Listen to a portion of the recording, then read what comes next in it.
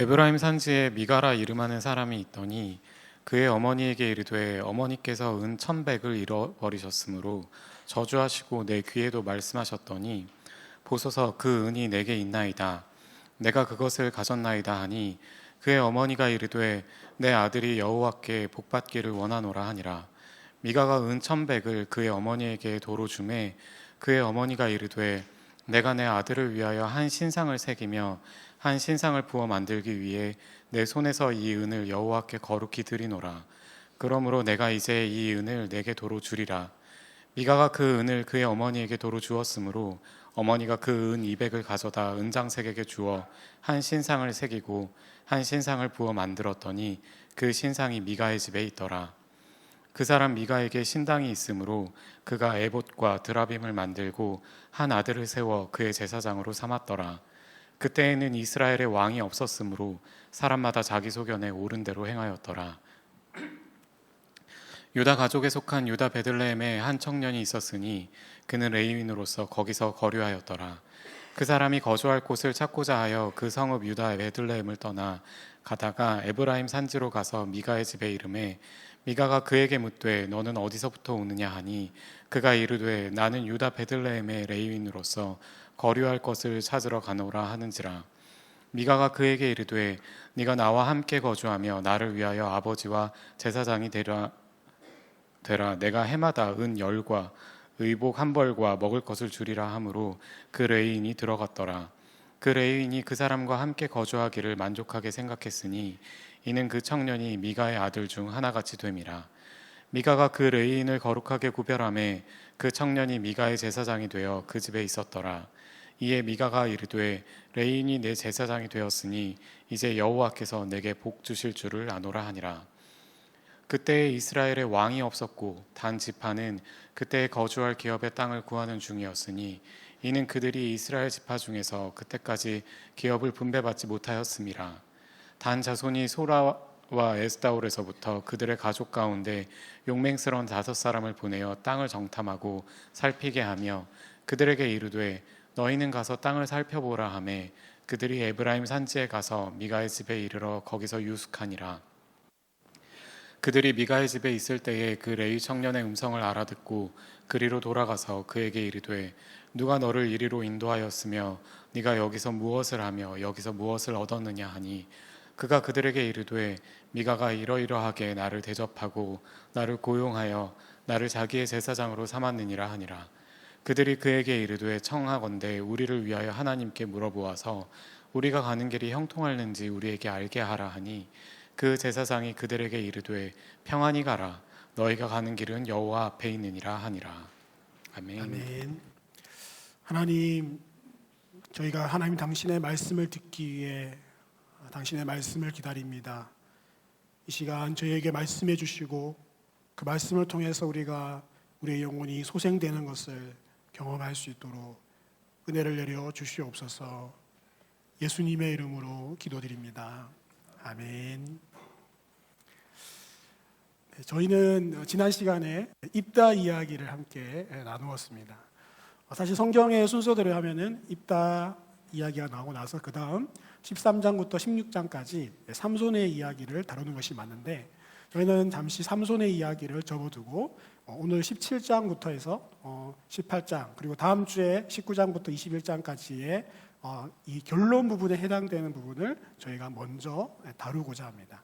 왜 이렇게 저희가 이제 구성을 했냐면은 이 사사들의 이야기를 저희가 쭉 계속 하고 있었는데 이 사사들의 이야기를 이해하기 위해서는 사실은 그 시대적인 상황과 배경을 이해하는 것이 상당히 중요합니다.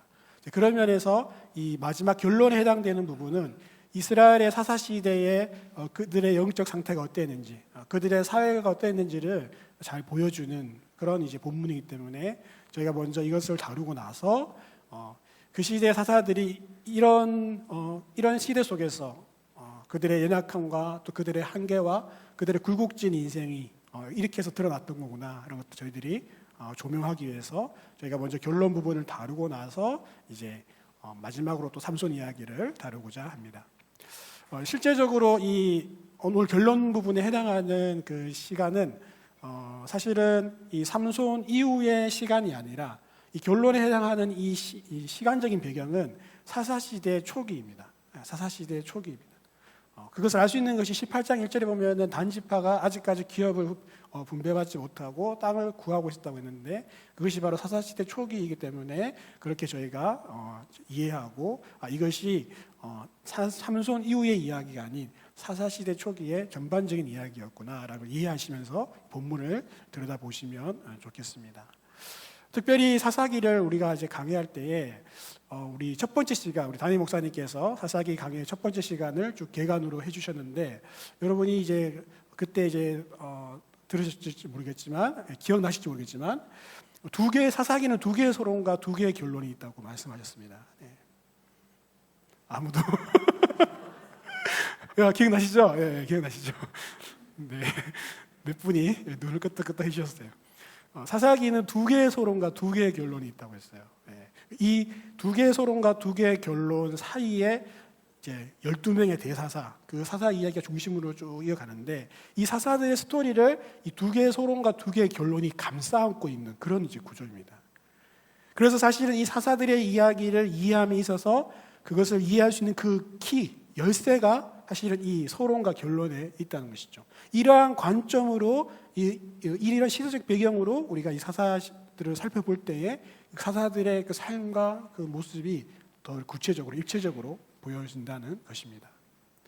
그래서 이제 사사기의 첫 번째 이 결론, 첫 번째 서론은 1장 1절부터 해서 이제 2장 5절까지 해서 여호수아 이후에 어떻게 그들이 이 하나님께서 허락하신 가나안 땅을 전부 차지하지 못했는가, 그들이 어떻게 하다가 그 이방 민족을 다 쫓아내지 못했는가, 그 군사적 실패를 얘기하고 있어요.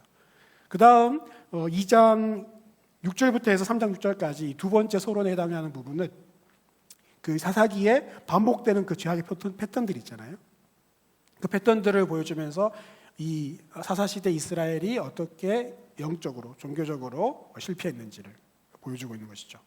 그런 다음에 이 첫 번째 결론, 오늘 본문에 해당하는 사사기 17장, 18장은 이 한 미가라고 하는 한 인물과 또 이제 한 레인 청년과 단지파의 이야기를 통해서 이스라엘의 그 사사 시대에 그들이 얼마나 종교적으로 타락했는지를 보여주고 있어요.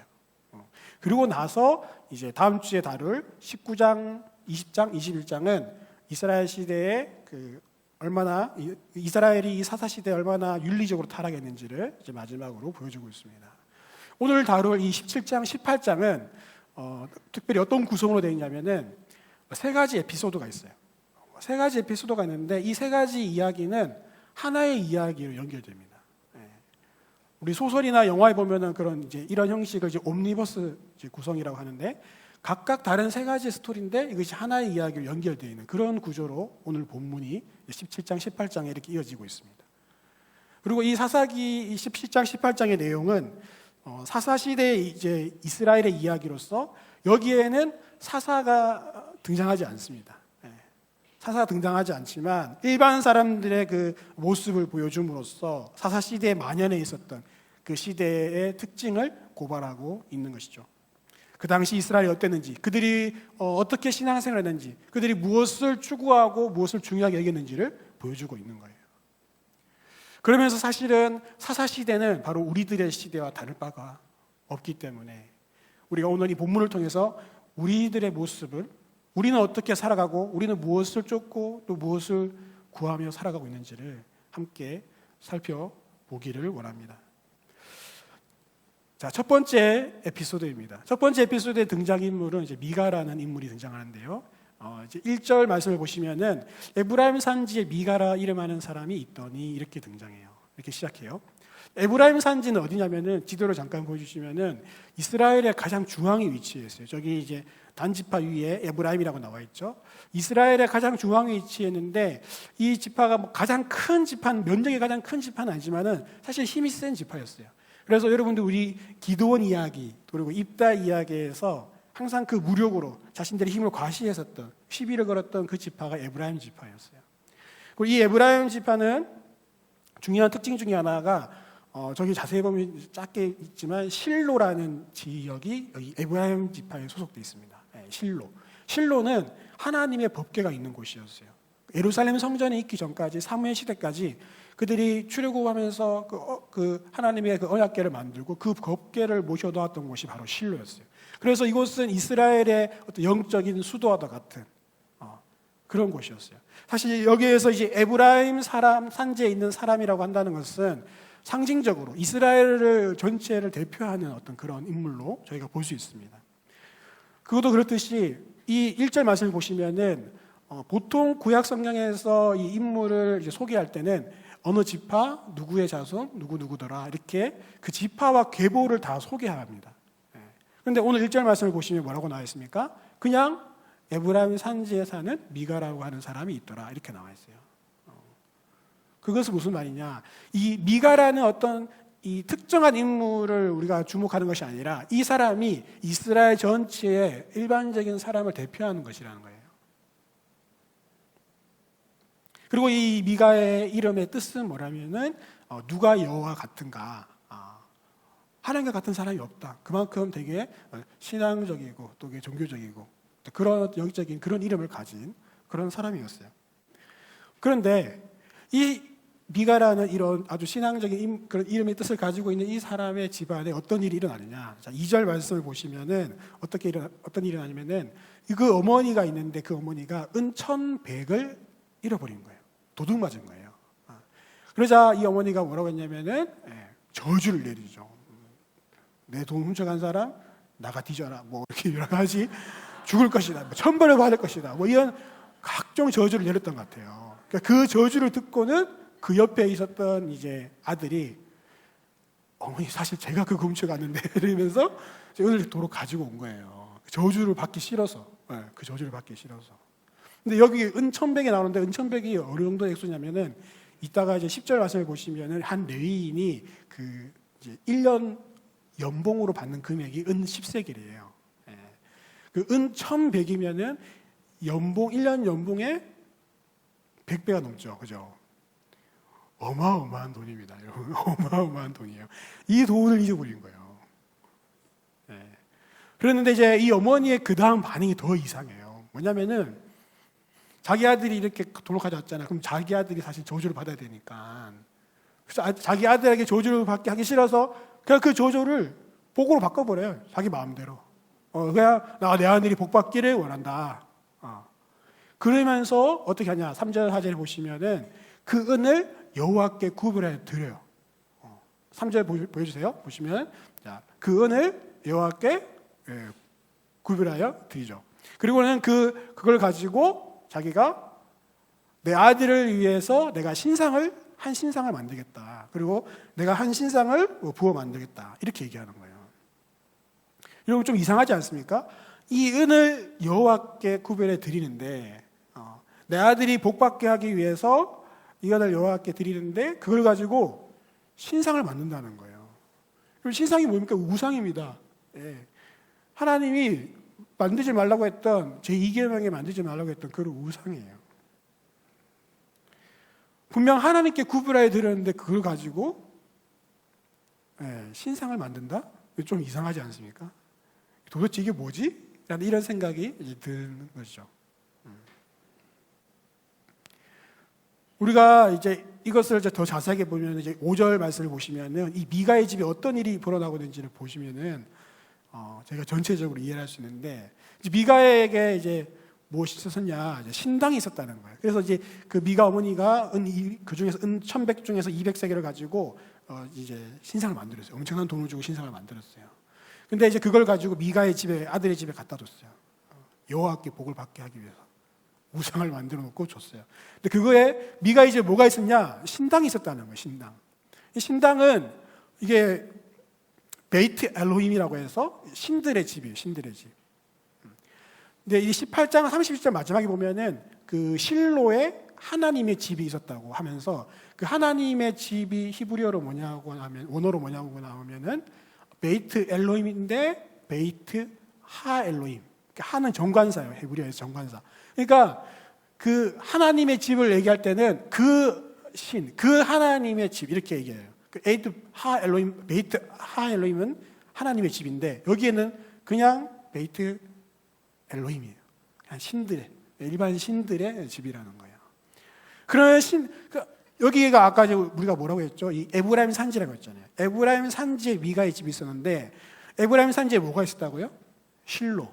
그 실로에 뭐가 있죠? 베이트 하 엘로힘, 하나님의 집이 있는 거예요.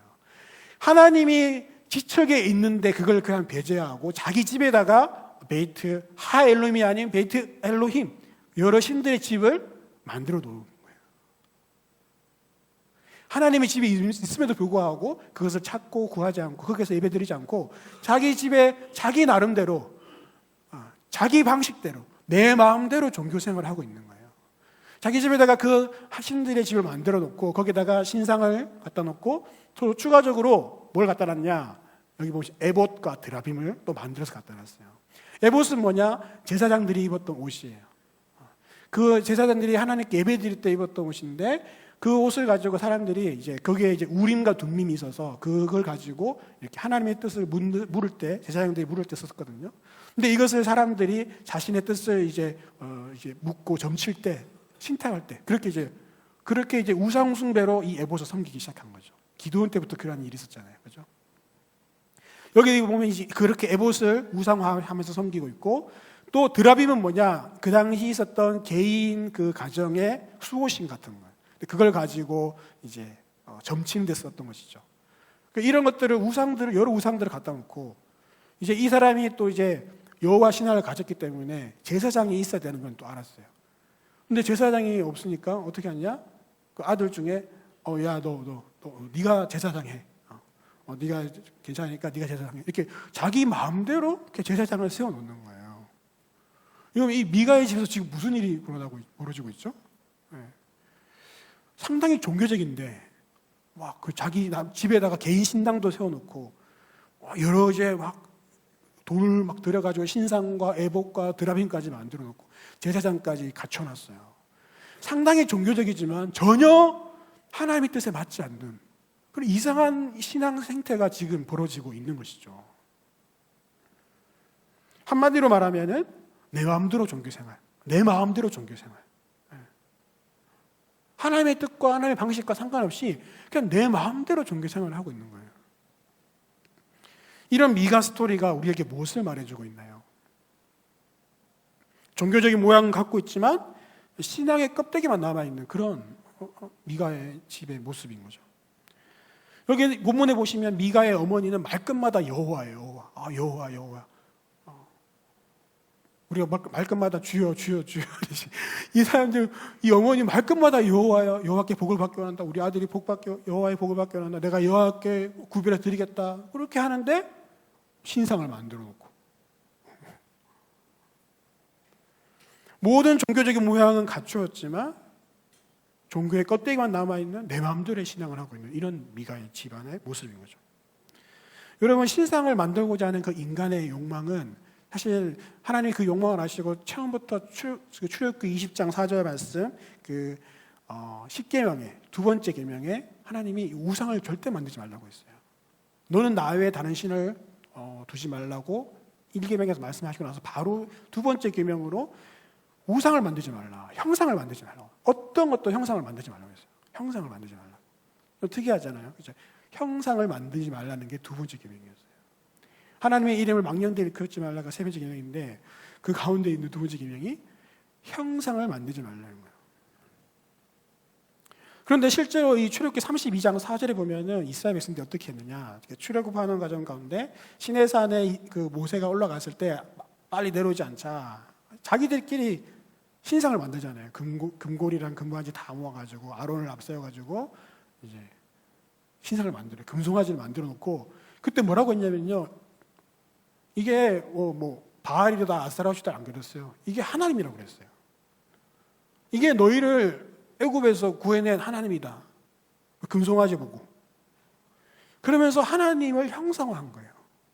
자기 나름대로. 실제로 오늘 이 32장 4절, 출애굽기 32장 4절에 나와 있는 저 색이다, 형상을 만들다. 이게 아까 우리 사사기 17장에 나왔던 그 미가의 어머니가 은 200세겔을 들여서 한 신상을 새기고 한 신상을 부어 만들더니 할 때 그 단어랑 똑같은 단어예요.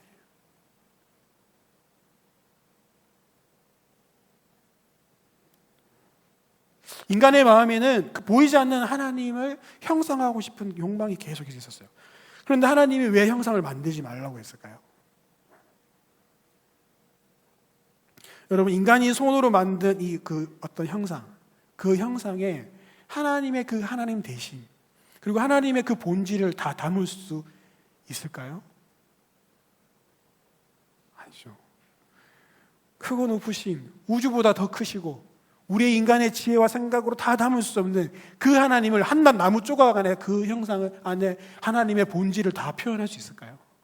아니에요. 결코 그럴 수 없어요. 그거는 하나님의 일부만 나타낼 뿐만 아니라, 아니면은 하나님 자체를 왜곡하는 그런 가밖에 안 되기 때문에 하나님이 절대로 형상을 만들지 말라고 했어요. 그런데 끊임없이 우상을 만들고 그 우상에 절하고 우상을 섬기고 형상을 만들려고 하는 그 인간들의 그 깊은 내저에 있는 욕망은 무엇일까요? 그 마음은 무엇일까요? 하나님을 있는 그대로 받아들이고 하나님을 있는 그대로 섬기기 싫어하는, 대신 자기들이 자기 입맛에 맞는 하나님을 만들어내어서 자기 입맛대로 자기 마음대로 섬기고자 하는 그 인간의 욕망이 그 안에 담겨져 있는 거예요. 하나님을 내 마음대로 빚어놓고, 그리고 내 마음대로 섬기고 내가 원하는 것 들어줘야 되는 그런 하나님으로 자꾸 자기가 하나님을 형상화시키는 거예요. 자기가 생각하는 그 하나님으로 자기가 원하는 하나님을 제한시켜버리는 거예요. 그게 바로 형상을 만들고자 하는 그 인간들의 그 마음 깊은 곳에 있는 욕망이라는 것이죠. 여기에서는 이 미가의 집에서는 무엇입니까? 미가의 집에서 이 신상을 만들고 형상을 만드는 이유가 뭡니까? 자기에게 복주는 하나님 만들고 싶은 거예요. 자기에게 복주는 하나님 그냥 그렇게 빚어놓고 세워놓고 싶은 거예요. 하나님을 하나님 그대로 받아들이는 것이 아니라, 그래서 여기 미가의 어머니도 계속 내 아들이 복받게 원하노라. 미가도 마지막에 17장 마지막에 보면은 내가 레인 제사장까지 세웠으니까 여호와께서 나한테 복 주시겠지. 그냥 나한테 복 주는 그런 어떤 신, 그 하나님으로만 섬기고 싶은 거예요. 그래서 그런 신상을 만들어 놓고 자기 마음대로 이 하나님을 좌지우지 하려고 하는 그 욕망이 사실은 숨어 있다는 것이죠. 여기 보시면은 미가가 그런 하나님을 사실은 섬기지만은 그런 하나님은 사실 존재하지 않으니까, 여기 보면 본문에서 사실 하나님과 미가의 인격적인 어떤 관계는 전혀 나타나지 않습니다. 그냥 미가가 일방적으로 그냥 이런 하나님 섬기는 거예요. 자기가 원하는 하나님을 일방적으로 섬기는 거예요. 여러분, 인격적인 것은 무엇입니까? 인격적이란 말은 상호관계적인 것이죠. 여기에 상호관계적인 게 전혀 없어요. 미가 혼자서 자기가 원하는 하나님 형상을 만들어 놓고 그냥 섬기고 추구하는 거예요. 여러분, 1절부터 5절까지 이 미가의 스토리를 해석하는 말이, 이 저자가 6절 말씀에 이렇게 얘기합니다. 그때 이스라엘에 왕이 없었으므로 사람마다 자기 소견에 옳은 대로 행하였더라. 이런 이상한 스토리를 쭉 얘기하고 나서는 이게 왜 그런지 알아? 그때 이스라엘 왕이 없었기 때문이야. 여러분, 사사기에서 이스라엘 왕이 없다는 표현은 어떤 표현이라고 했죠? 이스라엘 왕이신 그 하나님을 왕으로 섬기지 않는다는 것이죠. 하나님을 온전히 주인으로, 하나님을 온전히 왕으로 섬기지 않기 때문에 내 마음대로 신앙, 내 마음대로 종교 생활이 이 미가의 집에서 일어나고 있다는 말이에요. 모양은 갖추었지만 하나님을 왕으로 인정하지 않아서, 왕 대신 그 하나님 앞에 순복하지 않아서 껍데기만 남아있는 그런 신앙이라는 거예요. 신앙의 모양과 껍데기는 있지만 하나님과 아무런 관계가 없는 그런 모습인 거죠. 여러분, 우리는 이것을 통해서 우리 자신을 돌아봤으면 좋겠습니다. 우리는 그럼 과연 정말 제대로 된 신앙생활을 하고 있는가? 아니면 이 미가의 집처럼 그냥 껍데기만 남아있는 신앙생활을 하고 있지는 않는가? 정말 우리 하나님을 우리가 왕으로 모시고 주인으로 모시면서 그 하나님 대신 그대로 내가 순복하며 순종하여서 그분과 인격적인 관계 속에서 그 신앙의 실체를 가지고 있는, 껍데기가 아닌 신앙의 본질과 실체를 가지고 있는 그런 신앙을 우리가 갖고 있느냐 말이냐는 거죠. 여러분, 이것을 우리가 겸손하게 또 정직하게 한번 생각해 봤으면 좋겠습니다. 나의 신앙은 정말 혹시 껍데기뿐인 신앙은 아닐까? 내가 정말 하나님과 인격적인 만남과 실체가 있는가? 하나님을 섬기고 있지만 우리도 모르게 우리 안에 내 나름대로의 하나님의 형상을 만들어 놓고 있지는 않는가? 내가 원하는 하나님, 내가 믿고 싶은 하나님만 내가 내 마음속에 그려놓고 그 하나님만 내가 섬기고 있지는 않는가?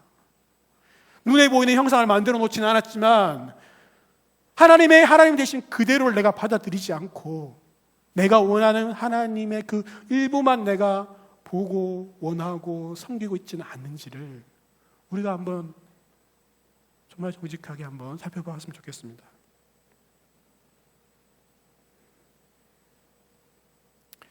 여러분, 인격적이라는 것은 상호관계적인 것입니다. 그리고 인격적인 것은 단순히 그 사람의, 그 상대방의 일부가 아니라 그 사람의 전부를 받아들이는 것이죠. 하나님의 뜻과 감정과 의지와 그 모든 것을 우리가 받아들이고 나의 뜻과 감정과 생각을 다 하나님께 말하고 그런 상호관계 속에서 우리가 하나님께 온전히 순복하는 것, 그게 인격적인 관계이고 그것이 신앙의 실체라는 것이죠. 때로 하나님 우리에게 고난을 원하실 때가 있고 때로 하나님 우리에게 우리가 원치 않는 순종을 원하실 때도 있습니다. 그런데 우리는 그것을 원하지 않는다고 나는 그런 하나님 싫어, 나는 그런 하나님 안 믿을 거야, 그런 하나님 듣지 않을 거야, 편하게 그냥 내가 원하는 대로 신앙생활 할 거야 라고 하면서 하다 보면은 신앙의 실체가 없는 거예요. 그냥 일방적인 내가 원하는 하나님만 내가 만들어 놓고 섬기고 있는 거예요. 그러면은 껍데기밖에 안 남습니다. 우리의 신앙이 혹시 껍데기만 남지 않았는지 우리가 한번 정말 겸손하게 하나님 앞에서 살펴봤으면 좋겠습니다. 두 번째 에피소드는 한 레위인 청년의 이야기입니다. 새로운 인물이 등장하죠. 7절 말씀에 이렇게 나와 있어요. 유다 가족에 속한 유다 베들레헴에 한 청년이 있었으니 그는 레위인으로서 거기에 거류하였더라. 자, 이 한 청년이 나오는데 그는 유다 베들레헴에 거류하고 있다고 해요. 그런데 그 사람은 레위인이라고 해요. 여기서 우리가 좀 더 알아봐야 될 것은 뭐냐면은 사실 이 유다 베들레헴에 이 레위인 청년이 있을 수 있는가? 라고 우리가 질문해 볼 수 있어요. 왜냐하면은 여호수아 21장에 모든 지파를 땅 분배하고 나서 사실 레위 지파에게는 땅을 분배하지 않았어요. 왜냐하면은 레위 지파의 기업은 하나님이시니까. 레위 지파의 기업은 하나님이었어요. 그래서 레위 지파는 땅을 허락하지 않았어요. 대신 48개의 성읍을 주고 그 성읍에 흩어져 살게 했어요. 왜냐하면 각 지파들에게 흩어져 가지고 그 지역, 그 하나님이 정해놓으신 성읍에 살면서 사람들이 찾아와서 하나님께 제사하고 예배드리는 것을 봉사하고 섬기도록 그렇게 48개의 성읍에 흩어져 살겠는데 그 48개 성읍 중에 그 목록에 베들레헴이 없어요. 근데 그러면 왜 이 청년은, 레위인 청년은 베들레헴에서 이렇게 또 베들레헴에서 거류하고 있었는가? 8절을 보시면 이 레위인이 또 계속 이동해요. 또 거주할 곳을 찾고자. 그 성읍 유다 베들레헴을 떠나서 가다가 에브라임 산지 미가의 집에 이르는 거예요. 이 레위인은 왜 자꾸 이렇게 돌아다니냐? 하나님이 허락하신 성읍이 있는데 많은 성경학자들이 동일하게 얘기하는 것이 뭐냐면은 이 시대에 레위인의 숫자가 자연스럽게 늘어나죠. 계속 자식을 놓고 이제 놓으면은 레위인 숫자가 늘어나겠죠. 근데 그만큼의 사실 레위인들이 먹고 살았던 것은 그 주변에 있었던 그 이스라엘 사람들이 와서 제사를 드릴 때 그 제사를 섬겨주고 나서 거기에서 이제 일부 고기의 일부 그리고 곡식의 일부 그들의 11조 이런 걸 가지고 레위인이 먹고 살았거든요. 근데 이 당시 이제 사사시대의 영적인 상태를 봤을 때 사람들이 찾아와서 제대로 제사를 지냈겠느냐. 재물이 없으니까 그리고 자기에게 돌아오는 몫이 없으니까 먹고 살 수가 없는 거죠.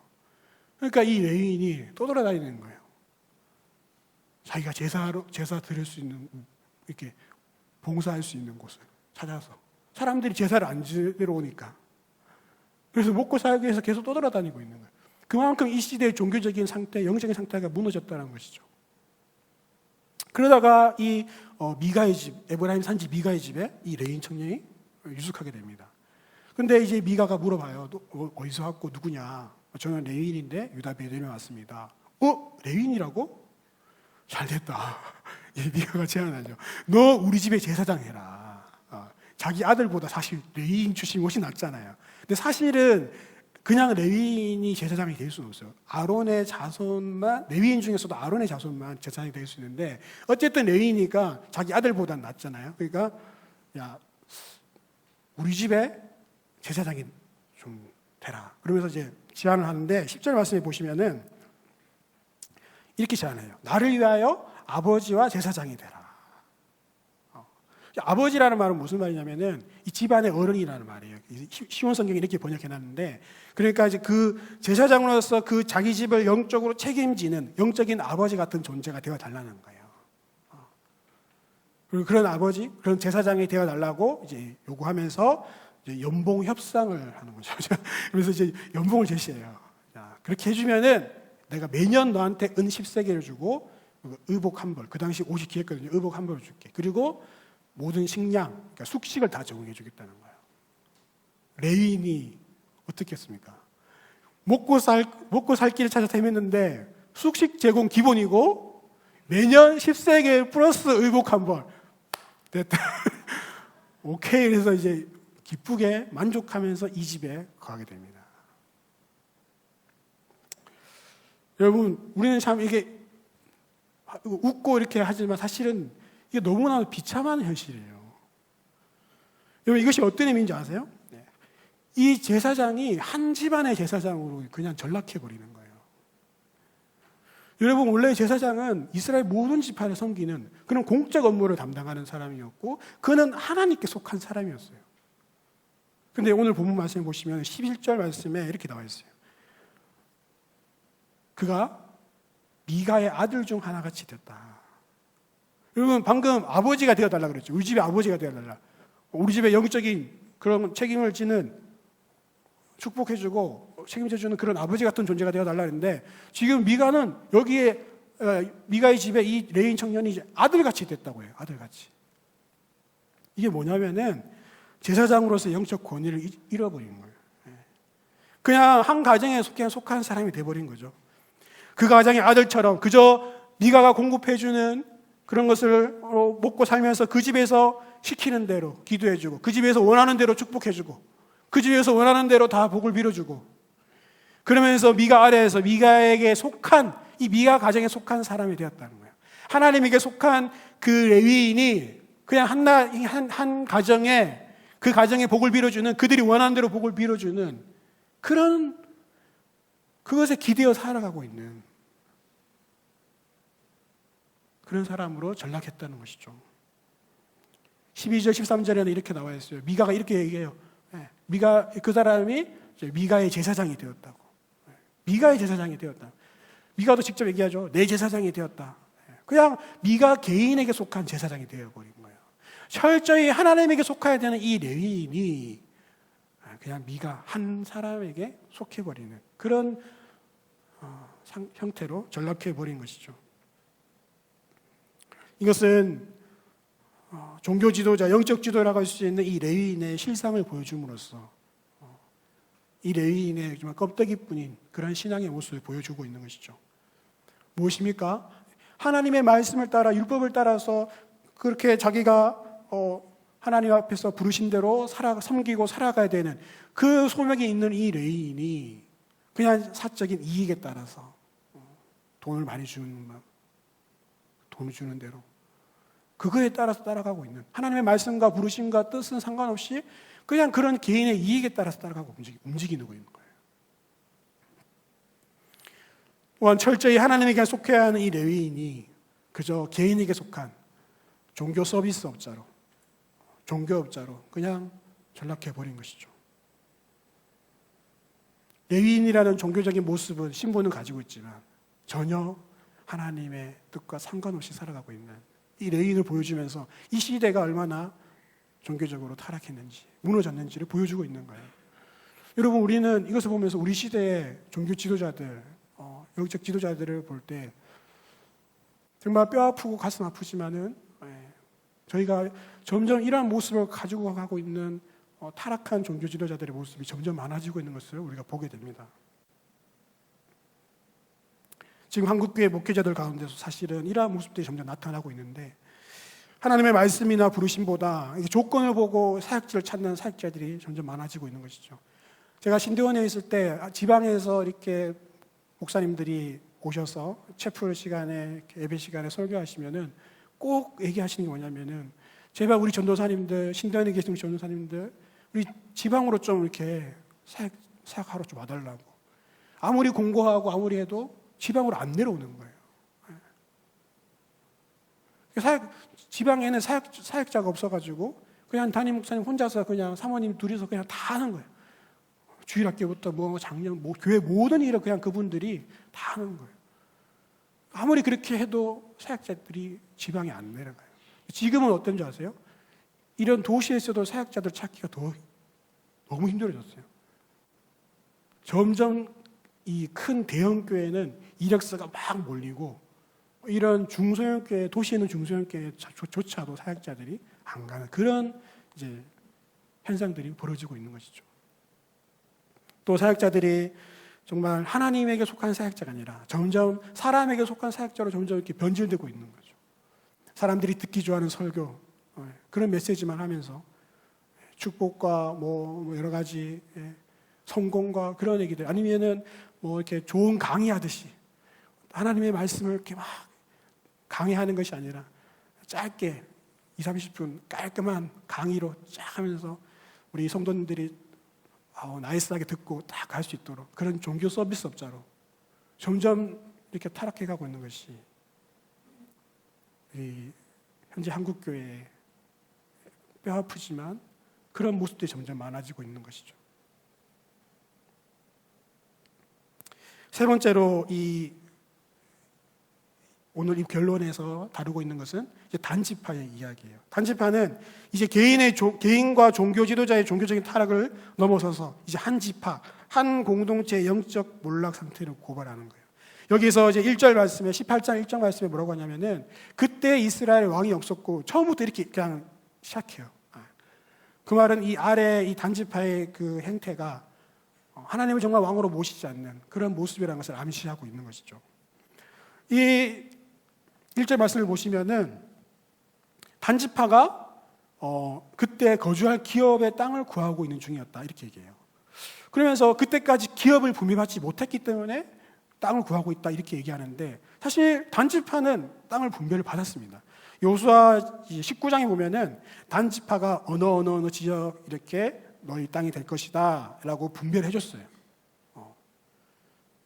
그러는데 이들이 그 땅을 차지하지 못한 거죠.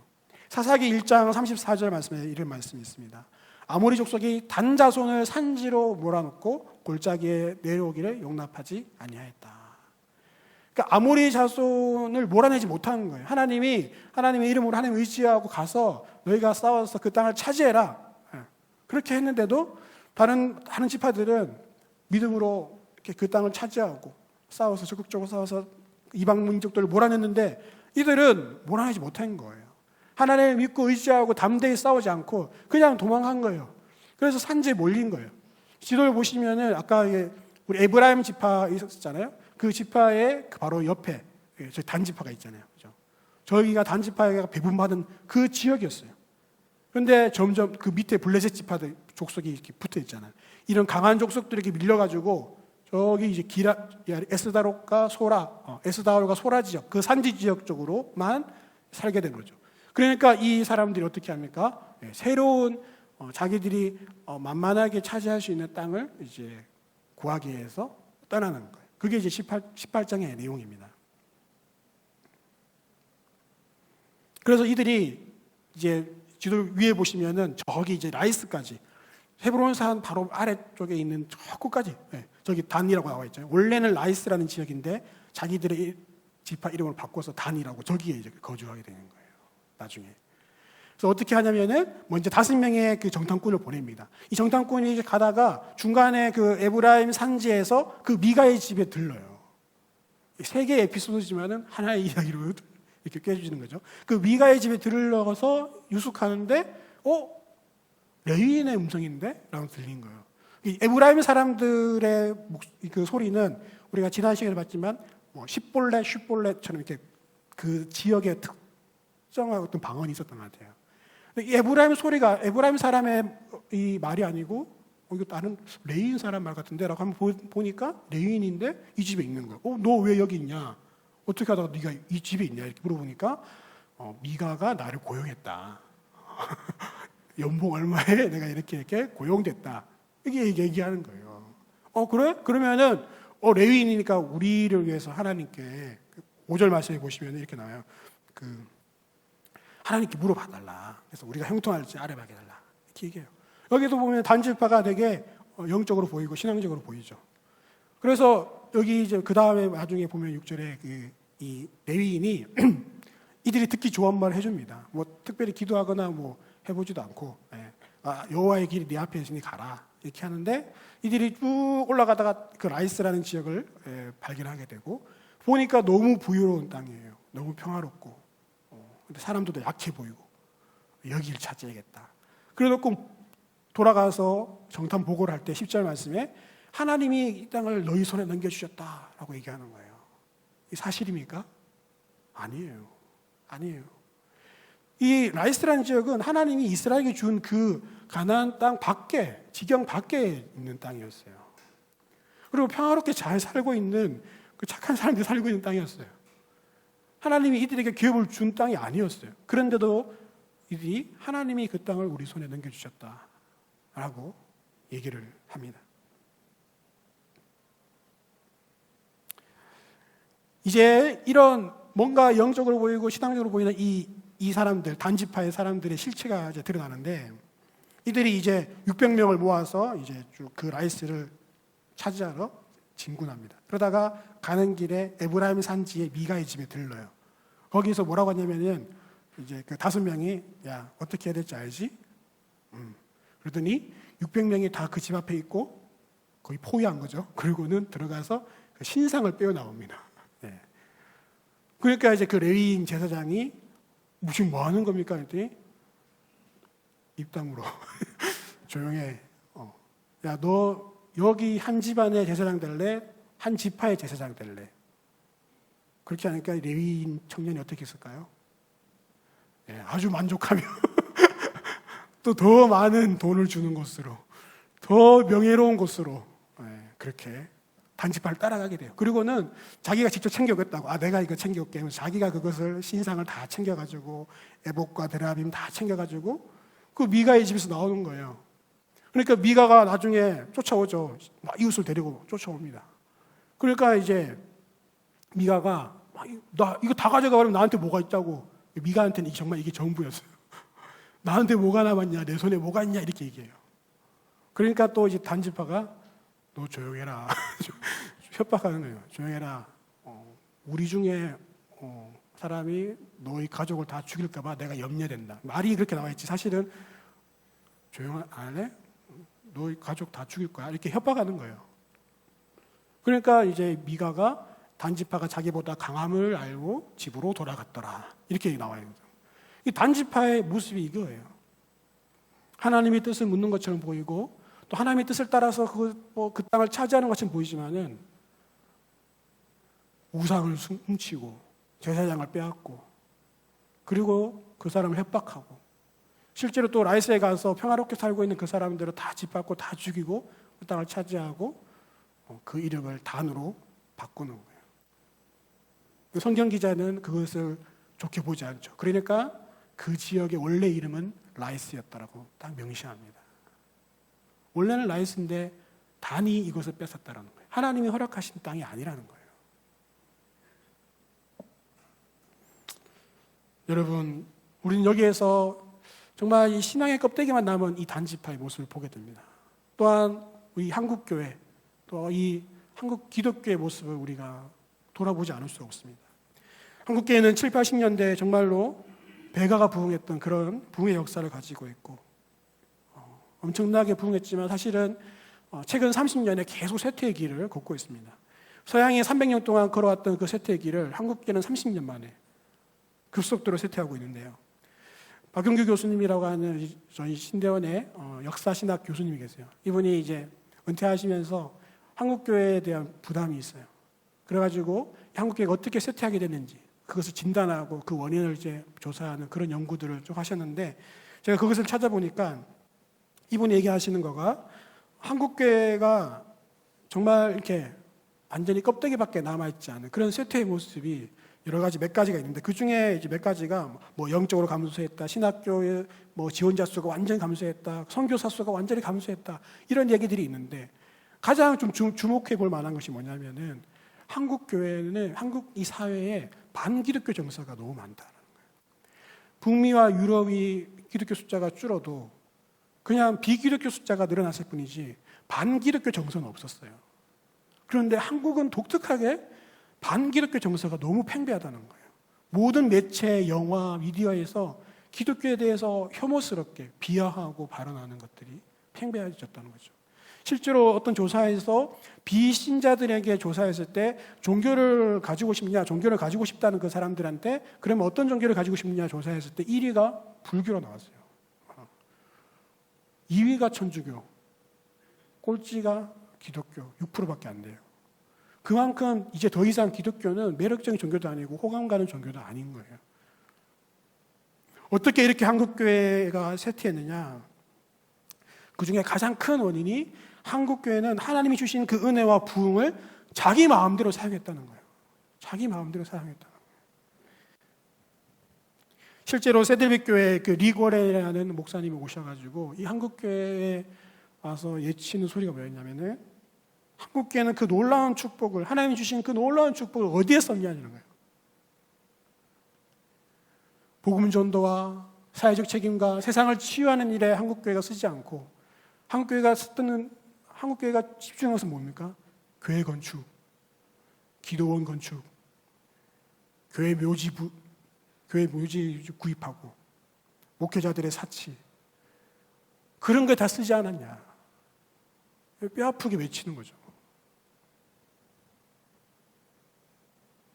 마치 단지파가 하나님의 뜻과 상관없이 단지 그 미가의 집에 있는 신상만 가져오면은 하나님이 자기들에게 복을 주실 것처럼 착각한 것처럼, 한국교회는 마치 교회만 크게 지어놓으면은, 기도원만 차려놓으면은 사람들이 몰려올 것처럼, 그게 하나님의 주시는 은혜이고 축복이고 부인 것처럼, 그런 식으로 하나님이 주신 축복과 은혜를 자기 마음대로, 자기 뜻대로, 자기 이익을 위해서 사용했다는 것이죠.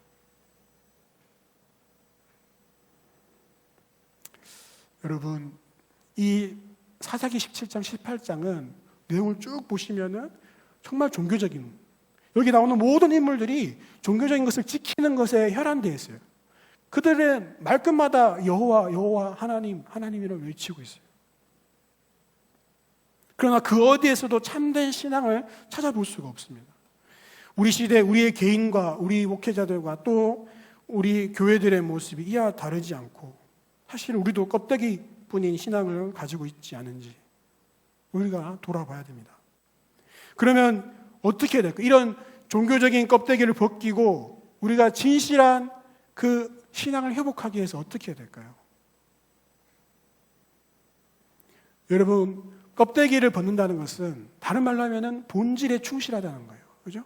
내용에 충실하다는 거예요. 그냥 겉모습, 겉으로 드러나는 형식적인 신앙생활이 아니라 우리의 신앙의 본질, 그 내용에 우리가 충실할 때 껍데기가 벗겨지는 거죠. 오늘 이 나레이터가 뭐라고 얘기합니까? 계속해서 말하고 있는 것이 17장 6절과 18장 1절 말씀에 그때 이스라엘에 왕이 없었으므로 이런 일이 일어났다는 거예요. 우리가 신앙의 본질, 신앙의 그 내용에 충실한다는 것은 다른 말로 하면 하나님을 우리의 왕으로 모시고 하나님을 우리의 주인을 모시고 살아가는 그 참된 신앙을 회복해야 된다는 것입니다. 본문에 나오는 이 사람들의 그 신앙을 한마디로 표현하면 내 마음대로 신앙이에요. 내 마음대로 신앙. 미가도 마찬가지고 레위인도 마찬가지고 그리고 또 이 단지파도 마찬가지였어요. 내 마음대로요. 어떻게든 단지파는 어떻게든 땅만 차지하면 되는 거예요. 하나님이 정해주신 땅이 아니더라도 어떻게든 살기만 하면 되는 거예요. 레위인도 하나님이 정해주신 율법과 그대로 따라 살아가는 것이 아니라 어떻게든 먹고 살기만 하면 되는 거예요. 자기 마음대로 신앙이에요. 자기 마음대로 신앙. 종교적인 모양은 있지만 하나님 원하시는 방식이 아닌 다 자기 마음대로 신앙의 모습을 가지고 있는 것이죠. 미가를 보세요. 신당을 만들어 놓고, 그리고 에봇과 드라빔과 그 신상까지 세워놓고 자기 마음대로 제사장을 세우고, 이런 일들이 일어나고 있는 것이죠. 여러분, 우리의 신앙의 본질은 하나님의 뜻에 순복할 때 그 본질이 회복됩니다. 하나님을 왕으로 모시고 그 하나님 앞에 온전히 왕으로 순복할 때에, 내가 하나님의 그 뜻에 순복할 때에 우리의 신앙의 본질이 회복되는 거예요.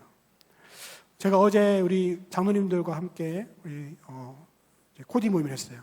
매년 소그룹에 대한 이야기도 하고 있는데, 그러다가 이제 최근에 우리 장로님 두 분이 이제 복음 소개반을 하고 계시는데, 그 복음 소개반에 대한 얘기를 나누었습니다. 복음 소개반을 하다 보면 이제 마지막에 영접하는 기도도 하게 되고 또 영접을 하게 되는데, 같이 나왔던 얘기가 뭐냐면은, 예수님을 영접하는 것이 신앙의 끝인가? 마치 사실은 거기에서는 이제 그것이 어떤 도차측처럼 예수님을 영접하는 것이 어떤 마지막 결론처럼 얘기하지만, 사실은 이것이 시작이라는 것이죠. 그러면 예수님을 영접하고 예수님을 주인으로 모시고 예수님을 왕으로 모신 그들이 이제 신앙생활을 제대로 시작하기 위해서 가장 무엇을 먼저 가르치나요? 하나님의 뜻을 어떻게 알 수 있는지, 그죠? 그들이 하나님께 온전히 순복하기 위해서 어떻게 하나님의 뜻을 알 수 있는지 가르치죠. 그게 말씀을 어떻게 묵상하는지, 어떻게 기도하는지, 말씀을 통해서 어떻게 하나님의 말씀을 듣고, 기도를 통해서 하나님의 음성을 어떻게 듣는지를 그들에게 가르쳐 주는 것이죠. 여러분, 신앙의 본질이 바로 그겁니다. 하나님의 뜻을 알고 그 뜻에 순복하는 것. 그러기 위해서 사실은 이 하나님의 뜻을 우리가 말씀을 통해서, 기도를 통해서 알아야 되는 거예요. 제가 처음 대학생활 시작할 때에 처음으로 그 동아리에 이제 학년 모임에서 제가 나갔는데, 그때 들었던 강의가 기도 강의였어요. 아직도 기억나는 것이 뭐냐면은, 그 기도에 대한 이 정의가 저한테는 충격적이었어요. 왜냐하면 저는 그때까지 제가 원하는 거, 제가 바라는 거를 뜨겁게 간절하게 구하는 것이 기도라고 생각했기 때문에 열심히 기도를 했었어요. 근데 그때 얘기해 준 게 뭐였냐면은, 기도는 우리의 주파수에 하나님의 주파수를 맞추는 것이 아니고 하나님의 주파수에 우리의 주파수를 맞추는 것, 그것이 기도라고 얘기를 하더라고요. 이게 무슨 얘기지? 기도는 그냥 단순히 내가 원하는 것을 일방적으로 하나님께 막 얘기하는 것이 기도가 아니구나. 그분이 원하신 것이 무엇인지를 알고 그분께 내 뜻을 조정하고 맞추는 것, 그분의 음성을 듣고 그분의 뜻을 알고, 그리고 내 뜻을 그분의 뜻에 조정하면서, 그게 바로 인격적인 관계라는 것이죠. 하나님의 뜻과 마음과 생각을 내가 알아서 그분께 순복하며 그분께 나아가는 것, 그게 바로 하나님과 인격적인 만남이, 그것이 신앙의 실체라는 건데, 실체. 우리가 아까 봤잖아요. 그냥 미가처럼 일방적으로 자기가 원하는 하나님만 믿고 섬기면은 실체가 없는 거예요. 껍데기밖에 안 남는 거예요. 그런 하나님은 없기 때문에. 하나님, 인격적이라는 것은 상호관계적이며 일부가 아닌 전부입니다. 하나님의 전부를 우리가 받아들일 수 있어야 돼요. 때로 우리에게 그런 고난과 때로 우리가 원치 않는 순종을 원하실 때 우리가 그것을 받아들이고 순종할 수 가는 것, 그것이 바로 신앙의 실체이고 본질이고, 그것이 바로 우리가 껍데기를 벗을 수 있는 길이라는 것이죠. 한국교회의 껍데기를 어떻게 벗길 수 있을까요? 우리 한 사람이 어떻게 한국교회의 이런 쇠퇴와 또 한국교회의 이런 껍데기, 신앙의 껍데기를 우리가 벗겨낼 수 있을까? 이건 너무 우리가 할 일이 아니다, 이렇게 우리가 생각할 수 있지만, 여러분 오늘 본문을 보시면은 영적 타락이 어떻게 진행되어 왔습니까? 한 개인의 타락이 한 가정의 타락으로, 그리고 한 지파 공동체의 타락으로 이렇게 이어지고 있잖아요. 이 말은 역설적으로 얘기하면은 한 개인의 회개가 한 가정의 회개로, 그리고 한 지파 공동체의 회개로 이어질 수 있다는 거죠. 지금 한국교회가 이렇게 쇠퇴되고 정말 사람들이 혐오스럽게 여기는 그런 나락으로 전락했고, 목회자들의 타락과 또 성도들의 여러 가지 정말 자기 마음대로의 신앙의 모습들이 타락했고 한국교회가 무너지고 있지만, 그러나 한 사람 한 사람의 회개를 통해서 하나님이 이 한국교회를 언제든지 다시 회복시킬 수 있습니다. 저와 여러분이 그 시작이 되도록 나부터 이 껍데기 신앙을 벗어버리고 정말 하나님 앞에서 진심으로 회개하고 하나님과 인격적인 관계 속에서 그냥 내가 원하는 하나님 만들어 놓고 그 하나님께 내가 원하는 것만 일방적으로 구하는 것이 아니라 하나님의 뜻이 무엇인지를 말씀 속에서 찾고자 하고, 기도 속에서 하나님의 뜻이 무엇인지 듣고자 하고, 그것이 저희 교회가 추구했던 거잖아요. 하나님으로 우리의 영혼이 부욕해 되어서 가정과 사회를 변화시키는 것이 우리 교회의 비전이잖아요. 그럼 그것을 우리가 회복해야 된다는 것이죠. 껍데기뿐인 신앙이 아니라 정말 살아있는, 실체가 있는, 하나님과의 그 만남에 실체가 있는 그런 신앙을 우리가 회복할 때에 우리의 껍데기가 벗겨지고, 우리 가정에, 우리 교회의 껍데기가 벗겨지고 다시 새로운 부흥의 바람이 일어날 줄 믿습니다. 우리 함께 이것을 위해서 같이 기도하겠습니다.